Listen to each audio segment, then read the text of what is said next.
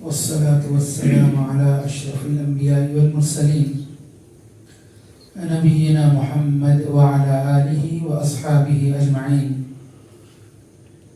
أما بعد، وعن أبي هريرة رضي الله عنه عن رسول الله صلى الله عليه وسلم قال: إذا نظر أحدكم إلى من فضل عليه في المال والخلق فلينظر إلى من هو أسفل منه. متفق علیہ. حضرت ابو ہریرہ رضی اللہ عنہ بیان کرتے ہیں کہ نبی کریم صلی اللہ علیہ وسلم نے فرمایا، جب تم کسی کو دیکھو من فضل علیہ فی المال والخلق، تم میں سے مال میں ہر چیز میں وہ زیادہ ہے، مالدار ہے، تم سے زیادہ دولت مند ہے، فَلْيَنْظُرْ، تو کیا کرو، إِلَى مَنْ هُوَ أَسْفَلُ مِنْهُ، اس کے بدل تم کیا کرو، جو تم سے نچلے درجے میں ہے اسے دیکھو. یہ حدیث متفق علیہ حدیث ہے. نبی کریم صلی اللہ علیہ وسلم نے دنیا کا اصول بتایا کہ دنیا میں اللہ نے لوگوں کے درمیان تفاضل پیدا کیا ہے، یعنی فقر ہے. دنیا میں ہر کوئی مالدار نہیں ہے، اور اسی طرح دنیا میں ہر کوئی غریب نہیں ہے. دنیا کو بیلنس کرنے کے لیے اللہ نے کیا کیا، بعض مالداروں کو پیدا کیا، اور مالداروں کو ایسی ضرورتیں دی، غریبوں کے علاوہ وہ ضرورتیں مالداروں کی کوئی پوری نہیں کر سکتا، اسی لیے غریبوں کو پیدا کیا. اگر سارے کے سارے مالدار ہوتے تو اپنا کام جو ہے کیسے کرتے؟ اگر غریب نہ ہوتے، اگر ساری دنیا غریب ہوتی تو مالدار نہیں ہوتے. اسی لیے بیلنس کرنے کے لیے دنیا کو اللہ نے فرق کیا ہے، بعض لوگوں کو مالدار بنایا ہے اور اسی طرح بعض لوگوں کو غریب بنایا ہے.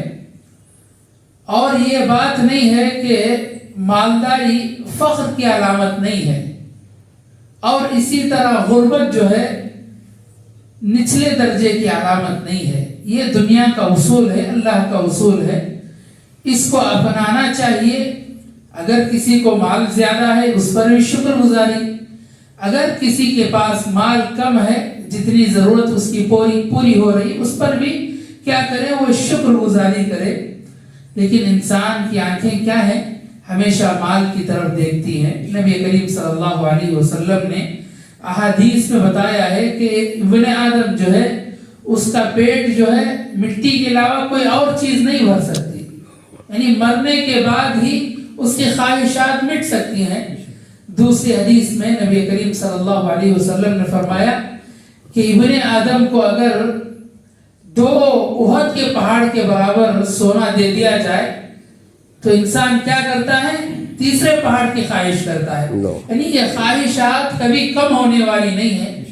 اسی لیے نبی کریم صلی اللہ علیہ وسلم نے اس حدیث میں بہترین اصول بتایا، کہا کہ اگر تمہاری نظر کسی مالدار پر پڑ جائے، اچھا مالدار پر اگر نظر پڑتی ہے تو کیا ہوتا ہے، پہلی بات تو انسان کے اندر حسد کی خواہش ہوتی ہے کہ اس کا سارا مال چھن کر اس کے پاس آ جائے.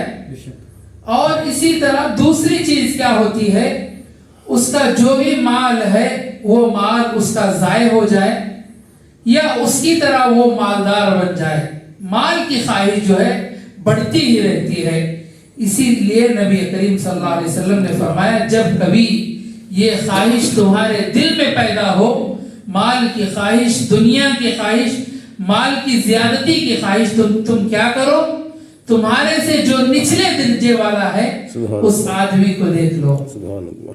اگر اس آدمی کو دیکھتے ہو، اس کی غریبی کو دیکھتے ہو، اس نے اپنی زندگی کو چند پیسوں میں، چند روپیوں میں کیسے کما کر اپنی زندگی گزار رہا ہے، اس کی زندگی کو دیکھ لو، تمہارے دل کو آرام مل جائے گا.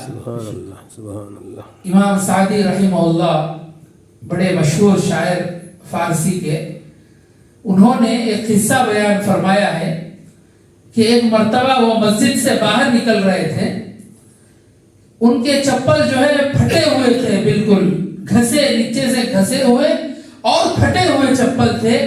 انہوں نے چپل کو دیکھ کر دل میں خیال لایا کہ اللہ، یہ بازو کی جو چپل ہے بڑی بہترین چپل ہے، ہو نہ ہو یہ مالدار کی چپل ہے۔ یہ خواہش ان کے اندر پیدا ہوئی۔ فوراً جب نظر اٹھائی تو دیکھا کہ ایک آدمی جو ہے دونوں پاؤں نہیں ہے، اس کے دونوں ہاتھوں میں جو ہے بیساکھی لیے ہوئے چل رہا ہے۔ فوراً ان کی آنکھوں سے آنسو گرے اور انہوں نے اللہ کی شکر گزاری کی، اللہ نے اس کو پاؤں نہیں دیے ہیں، اللہ نے مجھے چلنے کے لیے پاؤں دیے ہیں، اتنی بڑی نعمت ہے۔ یہ حدیث کی بالکل جو ہے صریح وہ مثال ہے امام سعدی رحمہ اللہ کی۔ یعنی کہنے کا مطلب کیا ہے، کبھی بھی کیا ہے، مالداروں کو نہیں دیکھنا، ہمارے سے اوپر والے کو دیکھے تو کیا ہوتا ہے، دل کی بیماریاں پیدا ہوتی ہیں، حسد پیدا ہوتا ہے، مال کمانے کی خواہش پیدا ہوتی ہے، دنیا کمانے کی خواہش اور فکر آخرت ختم ہو جاتی ہے۔ اسی لیے ہم سے جو نچلے درجے والا ہوتا ہے اسے دیکھنے سے کیا ہوتا ہے، شکر گزاری ہماری زندگی میں آتا ہے، انسان شکر گزار بندہ بنتا ہے۔ اسی لیے نبی کریم صلی اللہ علیہ وسلم نے اس اصول کو، اس قاعدے کو بیان کر دیا، جب کبھی تمہارے دل میں خواہش پیدا ہو جائے بس ایک کام کرنا، تم کیا کرو، تمہارے نچلے درجے والے کے آدمی کو دیکھ لو، انشاءاللہ تمہاری خواہش ختم ہو جائے گی، تم جو ہے جتنا تمہیں مال ملا ہے تم اس پر شکر گزاری کرو گے اور اسی طرح تم قناعت پر اتر جاؤ گے، یہ تمہارے اعمال درست ہو جائیں گے۔ یہ بڑی بہترین جو ہے نبی کریم صلی اللہ علیہ وسلم کی حدیث ہے اور قاعدہ ہے، اس قاعدے کو اپنانا چاہیے، ہمیشہ اپنوں سے نیچے والوں کو دیکھے تاکہ تواضع آتا ہے، نیچے والوں کو دیکھنے سے کیا ہوتا ہے، تواضع آتا ہے ہمارے دل میں، فخر جو چیز ہوتی ہے وہ ختم ہو جاتی ہے۔ ہمارے استاد کا واقعہ میں نے آپ کے سامنے بتایا، ہمارے استاد اور مولانا عبدالعظیم صاحب حافظہ اللہ مدنی، ان کو حیدرآباد سے ایک نوجوان کا کال آیا اور نوجوان نے کہا کہ شیخ میں بہت مالدار ہوں، بہت پیسہ ہے، سننے کی دکانیں ہیں، میرے دل میں ہمیشہ جو ہے یہ فخر رہتا ہے کہ میرے پاس پیسہ ہے، میرے پاس دولت ہے، مجھے ایسا کیا کرنا چاہیے؟ تو شیخ نے کہا کہ آپ دعائیں کرو، یہ کرو، بس مولانا کیا کہہ سکتے ہیں، دعائیں کرو، اللہ سے مدد مانگو اس چیز سے چھٹکارے کے لیے۔ پھر چند دن کے بعد فون آیا کہ مولانا میں نے اس کا ایک حل نکال لیا ہے۔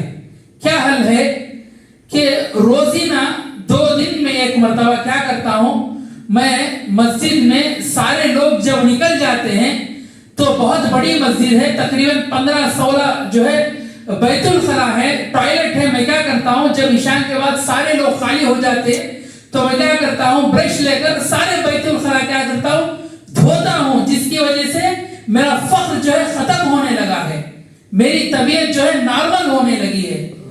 یعنی یہ جو مالداری، یہ فخر جو ہے اس کو کم کرنے کا ایک ذریعہ یہ بھی ہے کہ آپ جو ہے مسجد کی خدمت کریں، کیونکہ مسجد ایسی چیز ہے جہاں مالدار غریب کچھ نہیں ہے، مسلمانوں کی جمنے کی جگہ جو مسجد ہے، حج کی جگہ ہے، عمرے کی جگہ ہے، جہاں پر انسان ایک جیسا ہو جائے، چاہے وہ بڑا مالدار ہو چاہے غریب ہو۔ یہ کہنے کا مقصد یہ ہے کہ اس قاعدے کو ہمیشہ یاد رکھیں زندگی میں، اگر کبھی ایسا موقع آئے تو اس کو ختم کرنے کی ضرورت ہے اور جو ہے ہم سے کمتر لوگوں کو دیکھنے کی ضرورت ہے۔ آخر میں اللہ سے دعا کرتے ہیں کہ اللہ تبارک و تعالی ہم تمام کو کہنے سننے زیادہ عمل کی توفیق عطا فرمائے، آمین۔ وآخر دعوانا الحمدللہ رب العالمین۔